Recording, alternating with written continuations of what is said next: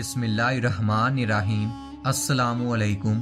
ہر روز نئی ویڈیو کے لیے چینل کو سبسکرائب کر لیں اور ساتھ لگے ہوئے بیل آئیکن کو دبا کر آل کی آپشن کو سلیکٹ کریں تاکہ ہر نئی ویڈیو کی اپڈیٹ آپ کو ملتی رہے۔ ایک مسلمان لڑکا ایک ہندو لڑکی سے محبت کر بیٹھا۔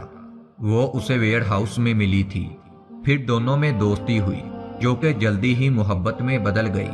ان دونوں کا ذہن بنا کے ایک دوسرے سے شادی کر لی جائے تاکہ روز کا چھپنا چھپانا ختم ہو جائے۔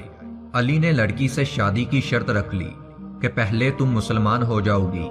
اس لڑکی کو اپنے مذہب سے ویسے بھی پہلے کوئی لگاؤ نہیں تھا۔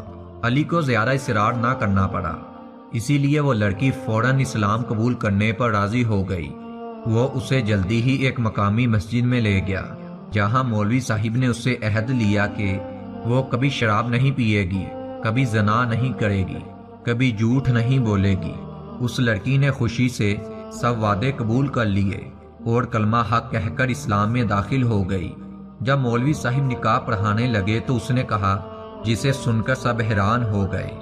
وہ مولوی صاحب سے کہنے لگی، نکاح پڑھانے سے پہلے رکیے، پہلے علی کو تو مسلمان کر دو۔ مولوی صاحب بولے کہ بیٹا، علی تو پہلے ہی مسلمان ہے۔